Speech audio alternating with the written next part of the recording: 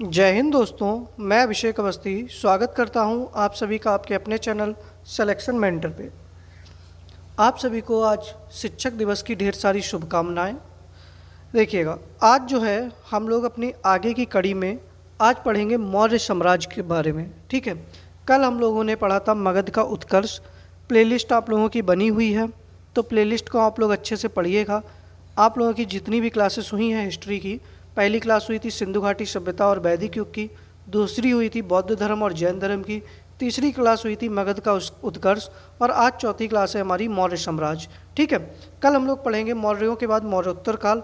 तो मौर्य साम्राज्य से काफ़ी सारे प्रश्न बनते हैं, क्योंकि इसमें चंद्रगुप्त मौर्य, अशोक जैसे महान राजा हुए हैं। तो इनसे प्रश्न, चाहे वो पैट एग्जाम हो या आर या रो हो, इवन पीसीएस वगैरह, किसी में भी कोई भी परीक्षा हो, आप लोगों को प्रश्न जरूर देखने को मिलेगा। तो भैया, अगर आप लोग चैनल पर नए हैं तो चैनल को सब्सक्राइब कर लीजिएगा और वीडियो को लाइक कर दीजिएगा। चलिए, अगर आप सभी लोग तैयार हैं तो एक बार बोलिएगा बांके बिहारी लाल की जय। ठीक है, बांके बिहारी लाल का नाम लेकर हम लोग अपनी क्लास को शुरू करते हैं। पहला प्रश्न है हमारा कि भारत के पहले साम्राज्य की स्थापना किस शासक के द्वारा की गई? चंद्रगुप्त मौर्य, अशोक, कनिष्क या समुद्रगुप्त? बताइएगा।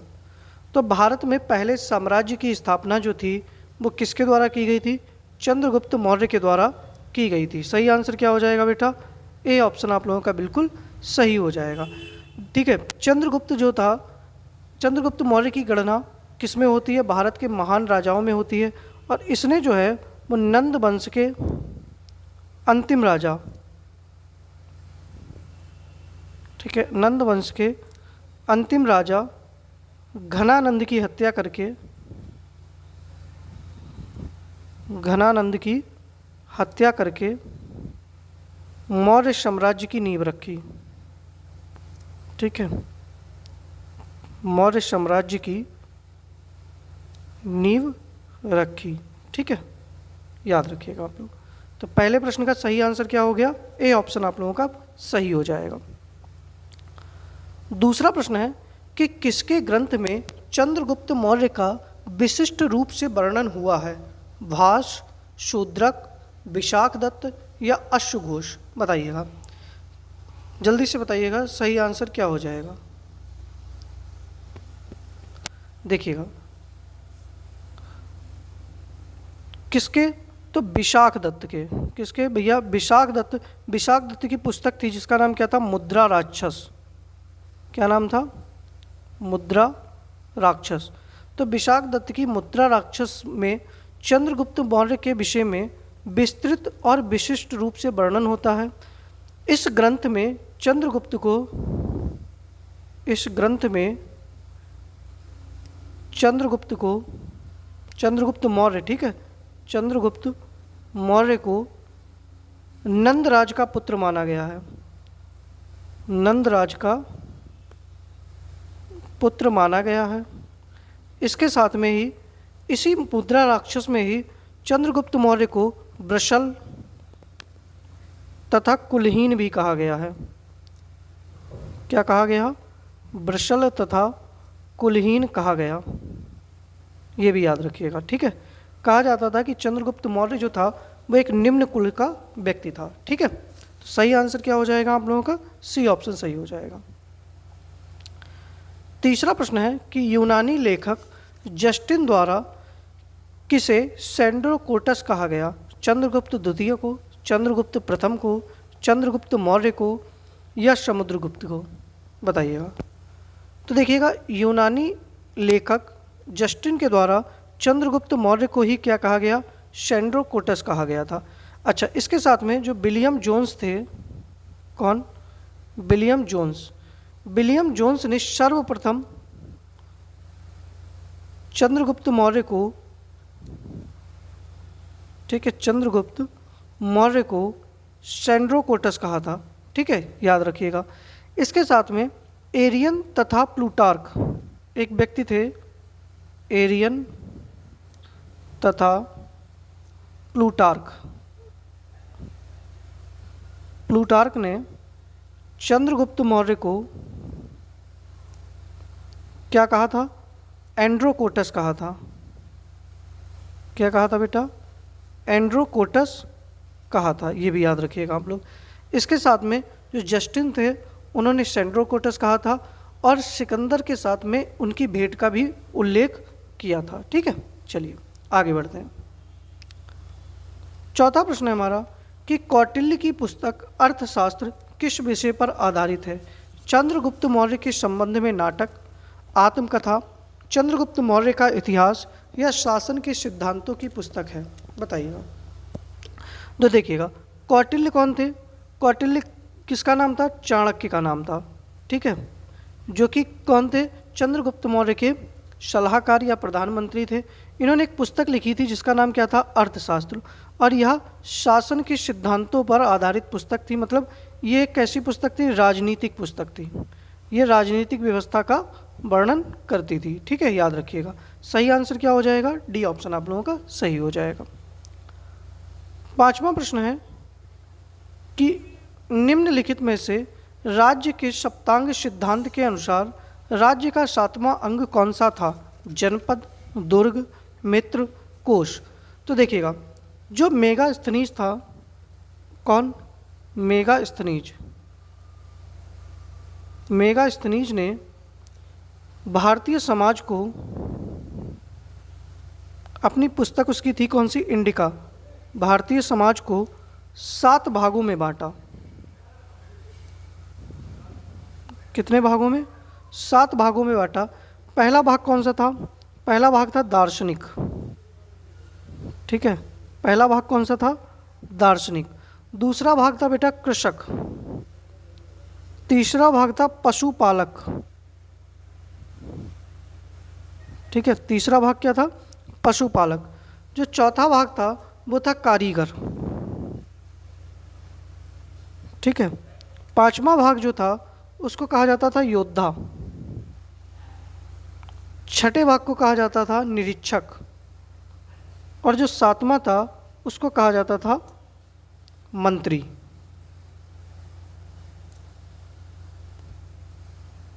ठीक है, उसने सप्त सिद्धांत जो थे वो बांटे थे। लेकिन जो सप्तांग सिद्धांत था, इसमें जो था 7वां अंग वो कौन सा माना गया था? वो मित्र को माना गया था। ठीक है, याद रखिएगा। 7वां अंग किसे माना गया था? तो मित्र को माना गया था। ठीक है, याद रखिएगा। यहाँ पर एक चीज़ और आप लोग ध्यान दीजिएगा कि जो सप्तांग सिद्धांत था इसका वर्णन कहाँ पर था? तो अर्थशास्त्र में, चाणक्य की अर्थशास्त्र में। चाणक्य की पुस्तक कौन सी थी? अर्थशास्त्र में सप्तांग सिद्धांत का वर्णन था।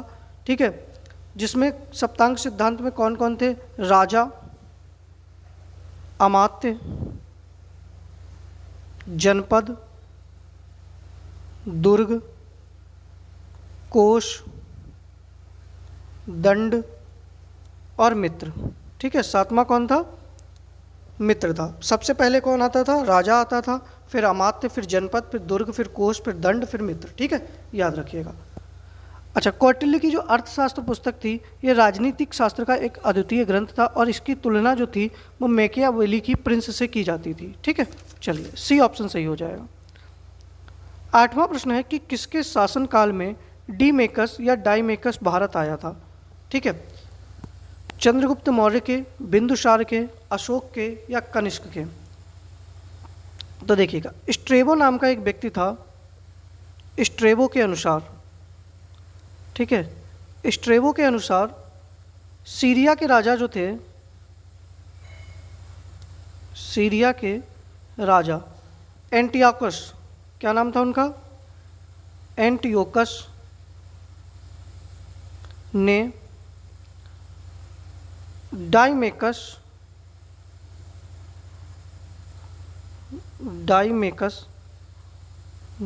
नामक राजदूत कहाँ भेजा था? भारत भेजा था। और किसके दरबार में? बिंदुसार के दरबार में। तो सही आंसर क्या हो जाएगा? बी ऑप्शन सही हो जाएगा। ठीक है, और यह किसके स्थान पर आया था? मेगास्थनीज के स्थान पर आया था। ये भी आप लोग याद रखिएगा। अच्छा, दूसरी बात, बिंदुसार ने जो सीरिया के राजा एंटियोकस थे, इनसे मीठी अंजीर, सूखी अंजीर, मीठी शराब और एक दार्शनिक की मांग की थी, जिनमें से एंटियोकस ने दार्शनिक देने से मना कर दिया था, बाकी अंजीर और शराब जो थी वो भिजवा दी थी। ठीक है, तो सही आंसर क्या हो जाएगा? बी ऑप्शन सही हो जाएगा। 7वां प्रश्न है कि बिंदुसार के शासनकाल में अशोक ने अवंती महाजनपद जीतकर मौर्य साम्राज्य में मिला लिया था, इसका उल्लेख किस ग्रंथ में मिलता है? और यह प्रश्न जो है बेटा अभी MPPSC प्री में पूछा गया है। बुद्ध घोष की समंत पाशादिका में, कौटिल्य का अर्थशास्त्र में, पाणिनि की अष्टाध्यायी में, पतंजलि के महाभाष्य में। अब देखिएगा आप लोग एक चीज़ ये देख सकते हैं कि सामंत पादशिका किसकी रचना है? बुद्ध घोष की। अर्थशास्त्र किसकी है? कौटिल्य की। अष्टाध्यायी पाणिनि की, महाभाष्य पतंजलि की। तो देखिएगा बिंदुसार के शासनकाल में ही उसका बेटा अशोक ने अवंती महाजनपद को जीतकर किसमें? मौर्य साम्राज्य में मिला लिया था। इसका उल्लेख बुद्ध घोष की जो पुस्तक थी समंत पादाशिका नामक ग्रंथ में मिलती है। तो सही आंसर क्या हो जाएगा आप लोगों का? ए ऑप्शन सही हो जाएगा। और जबकि दिव्यावदान जो एक पुस्तक थी या ग्रंथ था, उससे यह ज्ञात होता है कि बिंदुसार के शासनकाल में अशोक जो था वो अवंती या उज्जैनी का वायसराय था। कहाँ का? उज्जैन का राज्यपाल था। ठीक है, ये याद रखिएगा। उज्जैन का राज्यपाल कौन था? अशोक था। ठीक है, बुद्ध काल में अवंती महाजनपद भारत के 16 महाजनपदों में से एक था, जो कि मालवा क्षेत्र में अवस्थित था। ठीक है, उज्जैन का राज्यपाल बिंदुसार के समय कौन था? अशोक था। ठीक है, चलिए 8वां प्रश्न है कि किस प्राचीन नगर के अवशेष कुम्भहार स्थल से प्राप्त हुए हैं? वैशाली, पाटलिपुत्र, कपिलवस्तु या श्रावस्ती? बताइएगा कि किस प्राचीन नगर के स्थल जो हैं। तो देखिएगा सही आंसर आप लोगों का क्या हो जाएगा? पाटलिपुत्र। किस प्राचीन नगर के अवशेष कुम्भहार स्थल से प्राप्त हुए हैं? तो पाटलिपुत्र। देखिएगा बिहार में पाटलिपुत्र स्थित है, वहाँ पर पटना में। बुलंदी बाग एवं कुम्भहार में की गई खुदाई से मौर्य काल के लकड़ी के विशाल भवनों के अवशेष प्रकाश में आए थे, और इन्हें प्रकाश में लाने का श्रेय जो था वो स्पूनर को जाता है। और बुलंदी बाग नगर से परकोटे के अवशेष तथा कुम्भहार से क्या मिला है? राजा प्रसाद। ठीक है, राजा प्रसाद के अवशेष मिले हैं, याद रखिएगा आप लोग। कहाँ से? पाटलिपुत्र से। अब आप लोगों में से कोई बताए, कल मैंने बताया था कि पाटलिपुत्र शहर की स्थापना किसने की थी? बताइएगा। 9वां प्रश्न है कि वह कौन सा अभिलेख है जो यह प्रमाणित करता है कि चंद्रगुप्त का प्रभाव पश्चिम भारत पर था? कलिंग शिलालेख, अशोक का गिरनार शिलालेख, रुद्रदामन का जूनागढ़ अभिलेख या अशोक का सोपारा अभिलेख?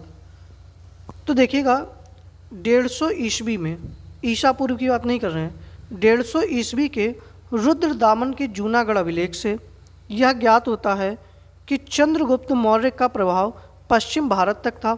ठीक है, क्योंकि चंद्रगुप्त मौर्य का जो राज्यपाल था, क्या नाम था? जिसका नाम था पुष्यगुप्त। ठीक है, क्या नाम था? पुष्यगुप्त था।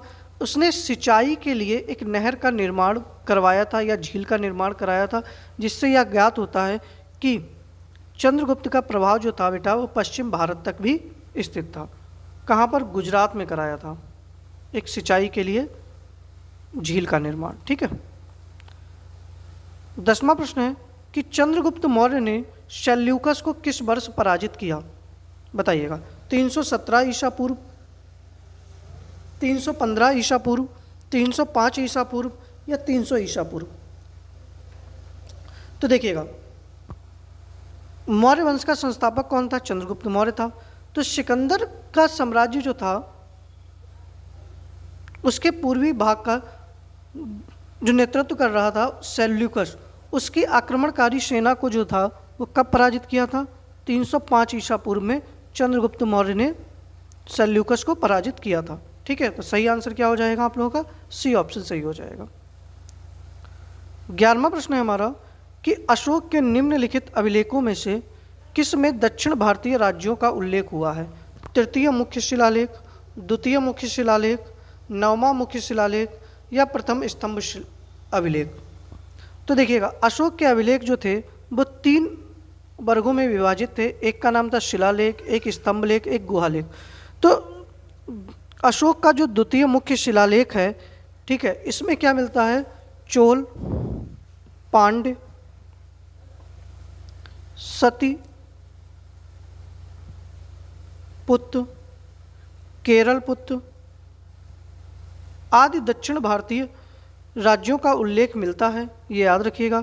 ये किससे मिलता है? तो द्वितीय मुख्य शिलालेख से मिलता है। इसीलिए कहा जाता है कि दक्षिण भारतीय राज्यों का उल्लेख अशोक के किस शिलालेख में था? तो द्वितीय मुख्य शिलालेख में था। लेकिन प्रश्न बना था पिछली बार कि अशोक के शिलालेखों में दक्षिण भारत के किस राज्य का उल्लेख नहीं मिलता है? तो सातवाहन जो वंश था इसका उल्लेख नहीं मिलता है। याद रखना, सातवाहन का उल्लेख नहीं मिला है, याद रखिएगा, ठीक है, क्योंकि ये प्रश्न पूछा गया है किस वंश का उल्लेख नहीं मिला? सातवाहन का। चलिए 12वां प्रश्न है कि भारत का प्रथम अस्पताल एवं औषधि बाग का निर्माण किसने करवाया था? अशोक ने, चंद्रगुप्त मौर्य ने, भगवान महावीर ने या धन्वंतरी ने? देखिए, अशोक जो था अपने युद्ध के लिए इतना प्रसिद्ध नहीं हुआ जितना कि उसने परोपकारी कार्य, ठीक है, इन सब चीज़ों के लिए प्रसिद्ध हुआ। वो पूरे मानव या संपूर्ण प्राणी जगत में अपनी उदारता के कारण ही प्रसिद्ध था। उसने पशु पक्षियों के वध पर प्रतिबंध लगाया था। लोकहित में उसने छायादार वृक्ष लगवाए, धर्मशालाएं बनवाई, कुएं खुदवाए। उसने अपने शासनकाल में मनुष्य व पशुओं के लिए उपयोगी औषधियाँ हेतु प्रथम अस्पताल बनवाए थे। औषधि बागों का भी निर्माण करवाया था। तो सही आंसर क्या हो जाएगा? अशोक ने करवाया था। ठीक है, प्रथम अस्पताल और औषधि बाग का निर्माण किसने कराया? अशोक ने। अच्छा, अशोक के पिता का क्या नाम था बताइएगा? अशोक के पिता का क्या नाम था? बिंदुसार। ठीक है, क्या नाम था? बिंदुसार था। माता का नाम कोई बता दे। फिर अगला प्रश्न है कि रज्जुक थे चोल राज्य में व्यापारी, मौर्य शासन में अधिकारी, गुप्त साम्राज्य में सामंत वर्ग या शक सेना में अधिकारी? ये भी देखिएगा, यूपी पीसीएस प्री में पूछा गया प्रश्न है, जल्दी से बताइएगा सही आंसर क्या हो जाएगा। तो देखिएगा, रज्जुक जो थे वो मौर्य शासन में अधिकारी थे। क्या थे बेटा? मौर्य शासन में अधिकारी थे। और चौथे स्तंभ लेख में अशोक ने रज्जुकों में पूर्ण विश्वास प्रकट करते हुए कहा था कि जिस प्रकार माता पिता योग्य धात्री के हाथों में बच्चे को सौंपकर आश्वस्त हो जाते हैं, उसी प्रकार मैंने ग्रामीण जनता की सुख के लिए रज्जुकों की नियुक्ति की है। ठीक है, रज्जुक क्या होते हैं? आधुनिक जो जिला अधिकारी है, जैसे वर्तमान में क्या है, जो डीएम होता है, उसी के अकॉर्डिंग उस समय कौन होते थे? रज्जुक होते थे। ठीक है, जो राजस्व और न्याय दोनों का उनको अधिकार प्राप्त होता था। ठीक है, 14वां प्रश्न है कि सार्थवाहक किसे कहते थे? दलालों को, व्यापारियों के काफिले को, महाजनों को या तीर्थयात्रियों को? बताइएगा। तो सार्थवाह का उल्लेख जो है वो कहाँ पर मिलता है? अर्थशास्त्र में। कौटिल्य की अर्थशास्त्र में इसका उल्लेख मिलता है। मौर्य काल में जो व्यापारिक काफिले या जो व्यापारिक कारवां जो जाता था उसको सार्थवाह की संज्ञा दी गई है। तो 14वें प्रश्न का सही आंसर बी ऑप्शन हो जाएगा। 15वां प्रश्न है कि विश्व प्रसिद्ध पर्यटन स्थल सांची का प्राचीन नाम क्या था? काकड़ाम, बेत्रवती, बेसन नगरी या दशपुर? बताइएगा। तो देखिएगा, सांची कहाँ पर स्थित है? तो मध्य प्रदेश के रायसेन जिले में। मध्य प्रदेश के रायसेन जिले में स्थित है। ठीक है, यहाँ पर पर्वत के ऊपर कई स्तूपों का निर्माण किया गया है। इस कारण इसे महावंश में चेती या स्तूप का दूसरा नाम गिरी भी इसको कहा गया है। 4वीं शती में गुप्त लेख में इसका नाम काकड़ाम, क्या मिलता है? काकड़ाम, या कहीं कहीं लिखा मिल जाएगा काकनाड़। ठीक है, तो सही आंसर क्या हो जाएगा? इसका प्राचीन नाम क्या था? काकड़ाम या काकनाड़ था। ठीक है, और ये सारे स्तूपों का निर्माण किसने करवाया था? तो अशोक के द्वारा ही निर्माण कराया गया था। ठीक है, चलिए 16वां प्रश्न है, सुमेलित करना है कि कौशाम्बी अभिलेख, जो कौशाम्बी है वहाँ पर कौन सा स्तूप या मठ है? कुशीनगर, सारनाथ, श्रावस्ती? तो एक जल्दी से सुमेलित करिएगा अगर आप लोगों को आता हो। तो देखिएगा, कौशाम्बी में क्या था? तो कौशाम्बी में था घोषिताराम मठ। तो ए का क्या हो जाएगा? 2। कुशीनगर में क्या था बेटा? तो कुशीनगर के अंदर था राणा भर स्तूप। क्या था? तो बी का हो जाएगा 3। सी का। सारनाथ में क्या था? तो सारनाथ में धम्मेक स्तूप था, ठीक है, तो सी का हो जाएगा 1। और कल भी मैंने बताया था कि श्रावस्ती को क्या कहते थे, तो सहत महत कहते थे, ठीक है, तो 2 3 1 4 कहते हैं। कौशाम्बी घोषिताराम मठ, ठीक है, कुशीनगर रानाभर स्तूप, सारनाथ धम्मेक स्तूप और श्रावस्ती सहत महत, ठीक है। चलिए 7वां प्रश्न है कि निम्नलिखित में से कौन सा अशोककालीन अभिलेख खरोष्टी लिपि में है? कालसी, गिरनार, सहवाजगढ़ी या मेरठ? देखिएगा, कालसी अभिलेख जो है वो उत्तराखंड में है, गिरनार अभिलेख जो है वो गुजरात में है, मेरठ का टोपरा अभिलेख था, सहवाजगढ़ी का अभिलेख जो है वो वर्तमान में पाकिस्तान में है, ठीक है। और खरोष्टी लिपि में लिखा हुआ कौन सा है, तो वो सहवाजगढ़ी का अभिलेख ही है, ये भी आप लोग याद रखिएगा। देखिएगा, सबसे ज़्यादा अशोक के अभिलेख वो थे, वो या तो प्राकृत में थे या ब्राह्मी लिपि में लिखे गए हैं, प्राकृत एवं ब्राह्मी लिपि में लिखे गए हैं। लेकिन सहवाजगढ़ी और मानसेरा, एक कौन सा है, सहवाजगढ़ी और मानसेरा,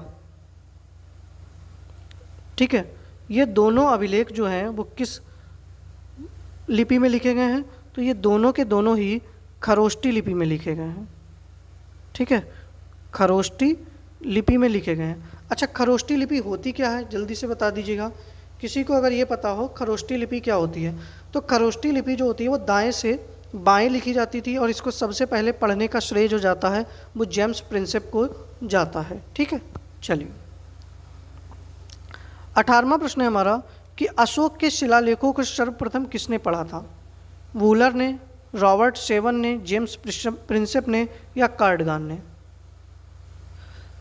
तो देखिएगा, अशोक के शिलालेखों को सर्वप्रथम पढ़ने का श्रेय जो है वो किसको जाता है? जेम्स प्रिंसेप को जाता है। तो सही आंसर क्या हो जाएगा? सी ऑप्शन आप लोगों का बिल्कुल सही हो जाएगा, ठीक है। अगला प्रश्न है हमारा 19वां कि निम्नलिखित में से किस एक अभिलेख में अशोक के व्यक्तिगत नाम का उल्लेख मिलता है?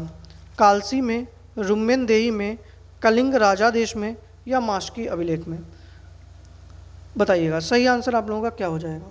देखिएगा, किस अभिलेख में अशोक का व्यक्तिगत नाम मतलब अशोक ही मिलता है, तो ऐसे अभिलेख हैं, एक का नाम है गुर्जरा, एक अभिलेख है गुर्जरा, एक अभिलेख का नाम है नेतूर, एक अभिलेख है उडे गोलम और एक है मास्की। इन 4 अभिलेखों में अशोक का नाम क्या मिलता है बेटा? तो अशोक का नाम अशोक मिलता है।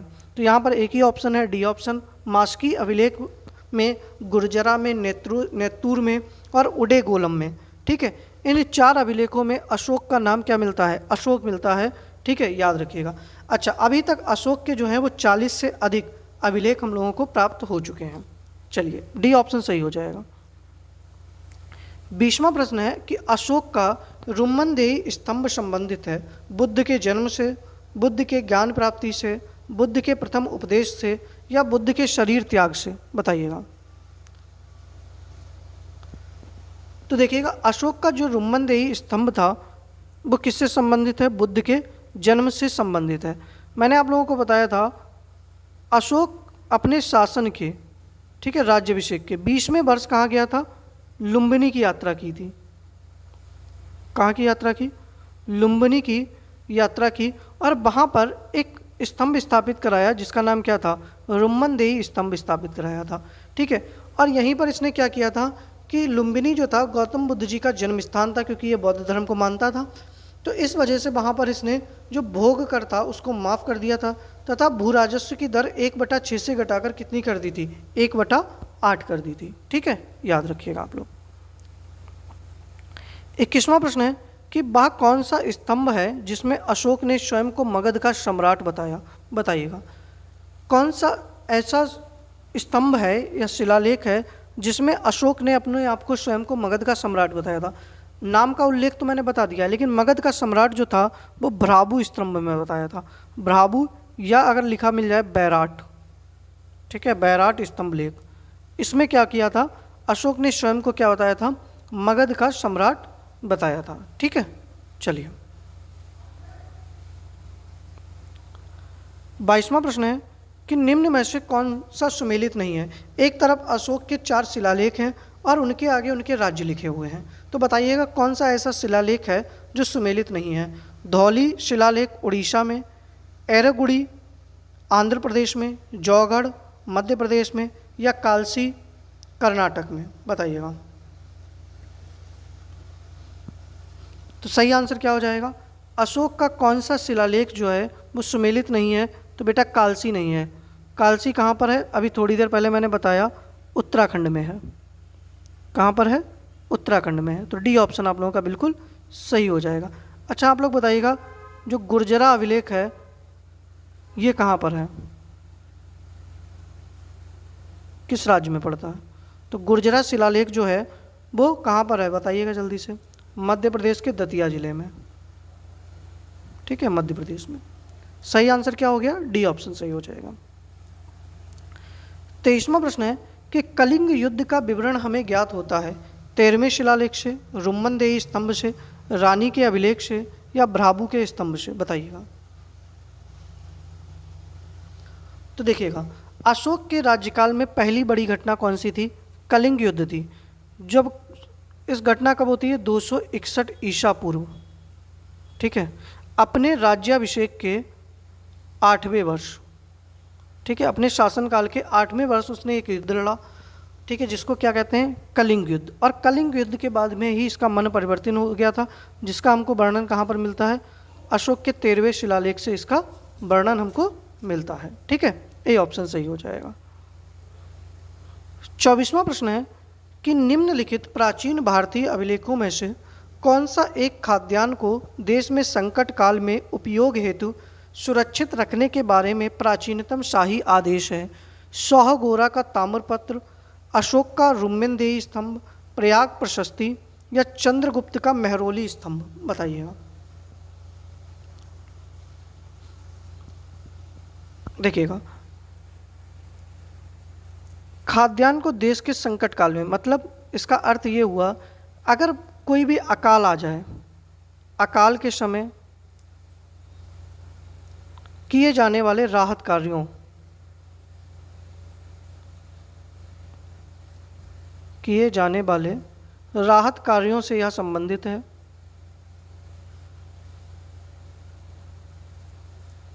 और ये कहाँ पर मिलता है बेटा? तो ऐसा लिखा हुआ सोहगोरा का ताम्रपत्र मिलता है। और ये सोहगोरा का ताम्रपत्र हमको कहाँ से मिला है? तो उत्तर प्रदेश के गोरखपुर ज़िले से। ये कहाँ पर मिला है? उत्तर प्रदेश के गोरखपुर ज़िले से, ठीक है, याद रखिएगा आप लोग। सही आंसर क्या हो गया? ए ऑप्शन सही हो जाएगा।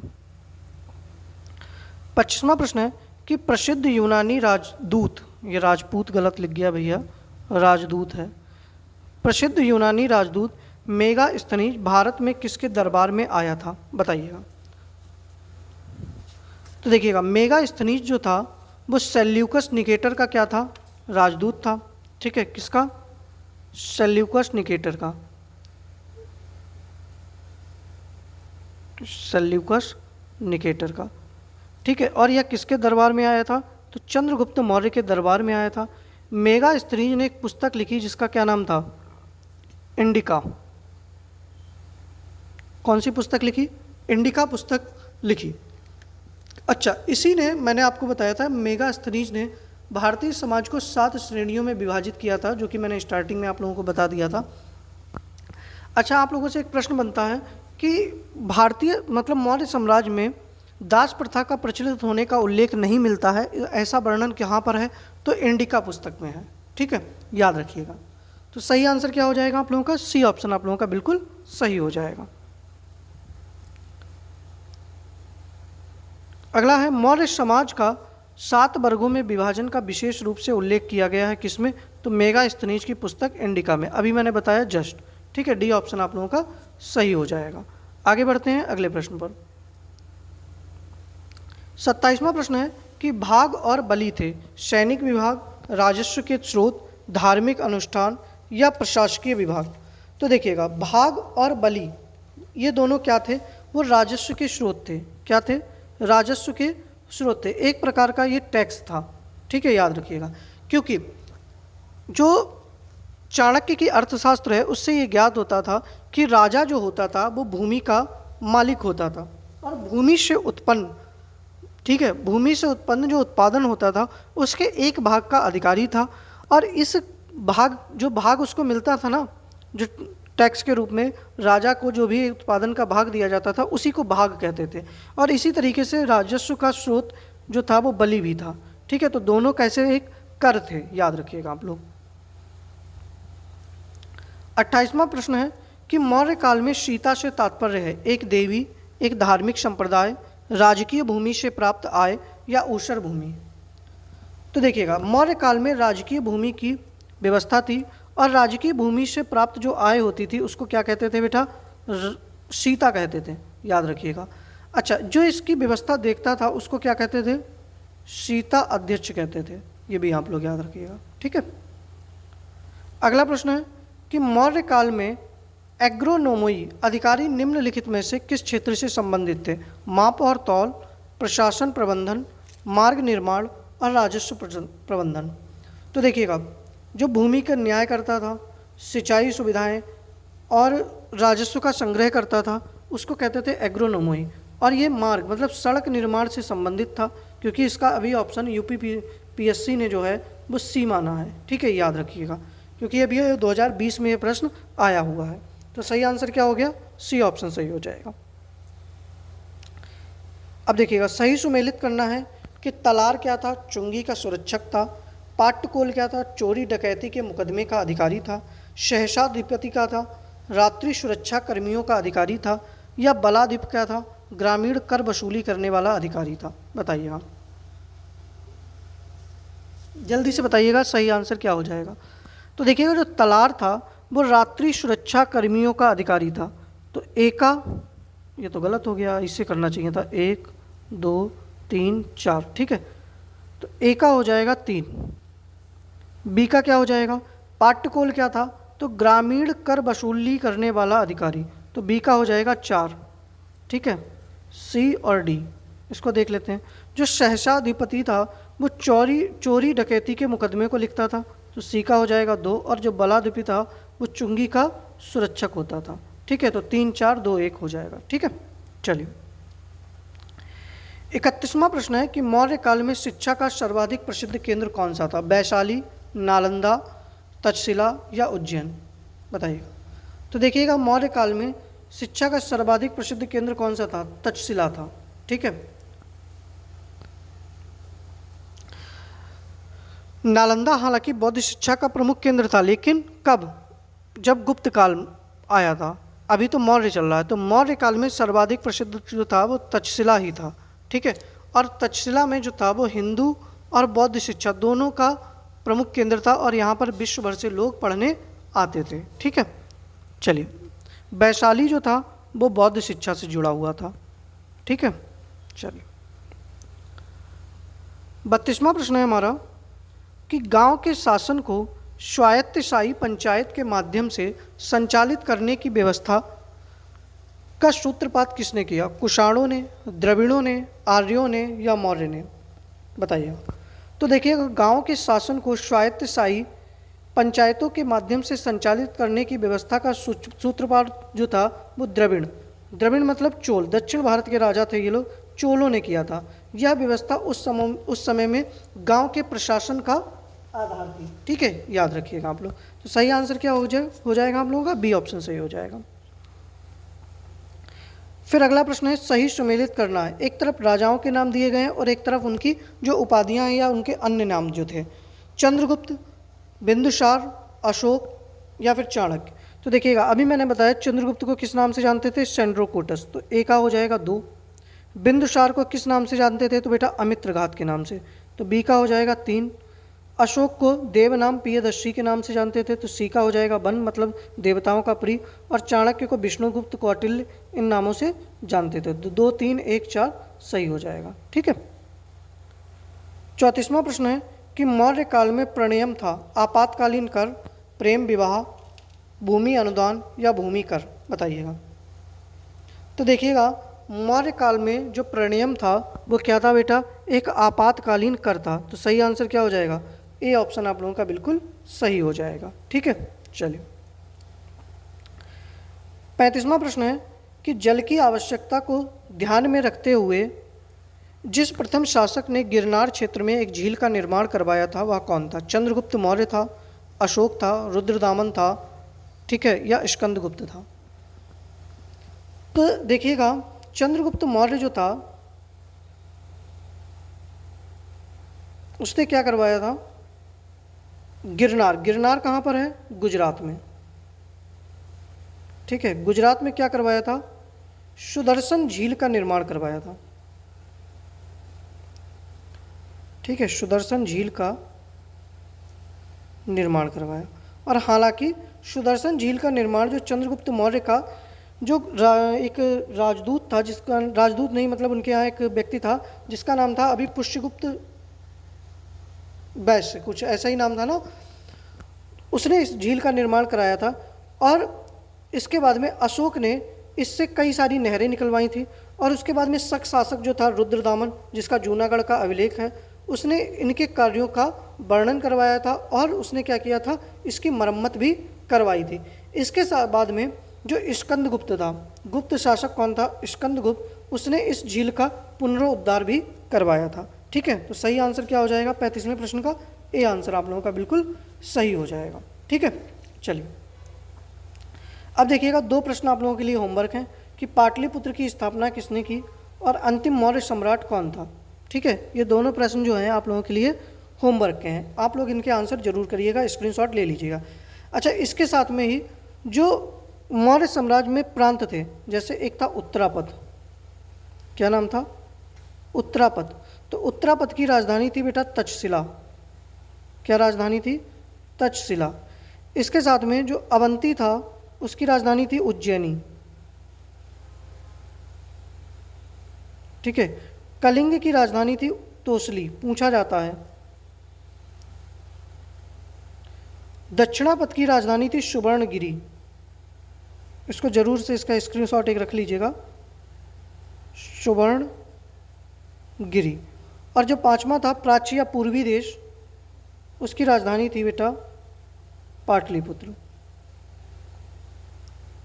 ठीक है, याद रखिएगा आप लोग। बाकी आप लोग बताइएगा अगर कुछ बचा है मौर्य साम्राज्य में तो आप लोग कमेंट बॉक्स में ज़रूर बताइएगा। मैं आप लोगों की कोई भी अगर डाउट भी वगैरह भी है तो उसको भी आप लोग बताइएगा, हम लोग क्लास के बाद में उस डाउट को लेने की कोशिश ज़रूर करेंगे, ठीक है। बाकी आप लोग टेलीग्राम ग्रुप से जुड़ जाइएगा, वहाँ पर आप लोगों को PDF इस क्लास की मिलती रहेगी। 2 दिन से शायद PDF नहीं गई है, आज मैं सारी PDF रात में डालने की कोशिश करूँगा। बाकी भाई आप लोग अगर अभी तक वीडियो को लाइक नहीं किए हैं तो लाइक कर दीजिएगा, चैनल को शेयर और सब्सक्राइब कर लीजिएगा। बाकी वीडियो खत्म हो जाने के बाद में अगर क्लास पसंद आई है तो एक अच्छा सा पॉजिटिव कमेंट भी आप लोग ज़रूर करिएगा। बाकी आप लोग ध्यान रखिएगा। बाकी हम लोग मिलते हैं अपनी नेक्स्ट वीडियो में। जय हिंद।